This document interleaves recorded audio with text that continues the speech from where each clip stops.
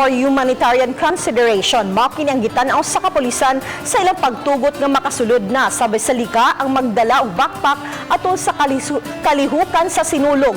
Apan ang magdala didto muagi sa usa ka lane kay ipatuman sa kapulisan ang maputi nga pagsusi sa mga bag nga dadon pagsulod.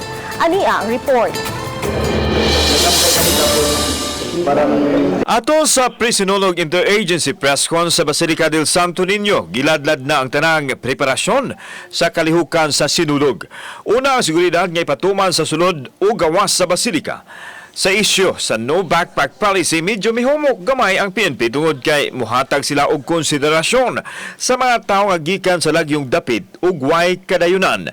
Busa, mugahin sila og usa ka lane alang sa mga taong dunay dala nga bag. No backpack policy, but ang innovation nito dahil devotees are coming from all over the world at hindi naman lahat merong hotels, hindi naman lahat walang maintenance, hindi naman lahat na hindi nangangailangan ng water in the middle of the activity.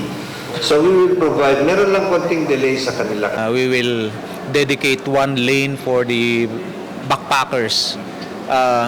This is a humanitarian consideration. We cannot be too strict kasi alam naman niya may mga pumupunta rito na backpackers lang talaga. Pupunta sila, they won't check in hotels or transient houses. Dala-dala nila yung buong gamit nila for 2 to 3 days.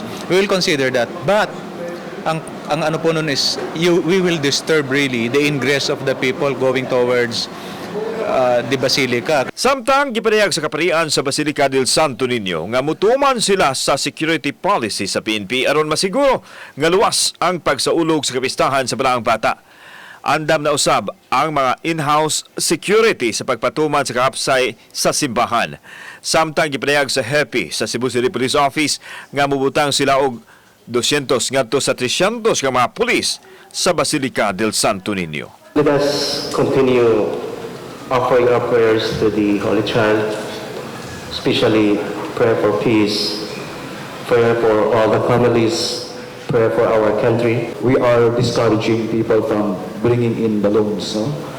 And as we mentioned that it's a risk, not only sa personal level, but it's also risk in our environment. Kauban si Godfrey Relian, ako si Alan Domingo. Balitang Bisdak.